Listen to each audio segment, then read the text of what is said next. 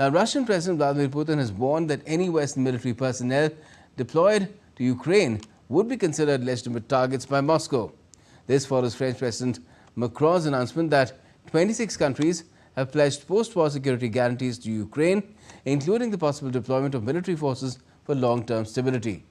New Delhi has extended support for peaceful resolution of the Ukraine conflict. More in the next report by Mohammad Afzarul Hassan. In a stark warning, Russian President Vladimir Putin has declared that any Western military personnel deployed to Ukraine would be considered as legitimate targets by Moscow. Putin's remarks came just a day after French President Emmanuel Macron announced that 26 countries have pledged to provide post-war security guarantees to Ukraine, including possible deployment of forces. Regarding the potential foreign military contingents in Ukraine, it is one of the root causes behind drawing Ukraine into NATO. Therefore, if some troops appear there, especially now during military operations, we proceed from the fact that these will be the legitimate targets for destruction. At the Paris summit on Thursday, which brought together 35 leaders under the banner Coalition of the Willing, European allies reaffirmed their long-term commitment to Ukraine's security once a peace agreement is in place. President Macron said that the 26-nation coalition has pledged to deploy military forces by land, sea or air to help guarantee post-war stability.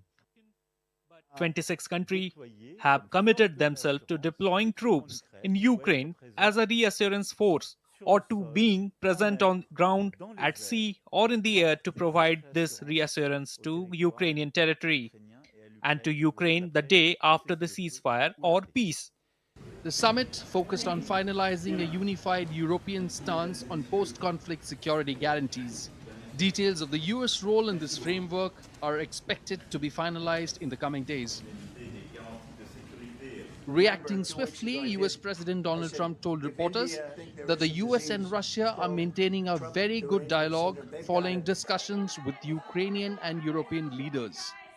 Kremlin, however, responded to the development, saying any potential talks between President Putin and President Zelensky would require substantial groundwork.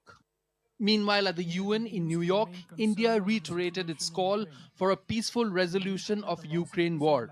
Addressing the UN General Assembly, India's permanent representative P. Harish said New Delhi continues to support all diplomatic efforts aimed at ending the conflict. In New Delhi, India extended support for early end and establishment of an enduring peace.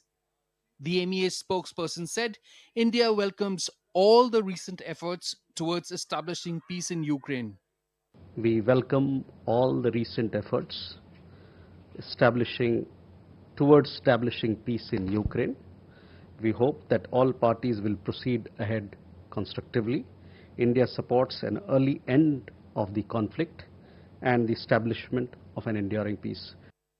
As tensions escalate and global leaders deliberate, the path to peace remains uncertain, but ongoing diplomacy, strategic dialogue, and unified international commitment may yet shape a stable post-war future for Ukraine. Mohammad Afzarul Hassan's report for DD India.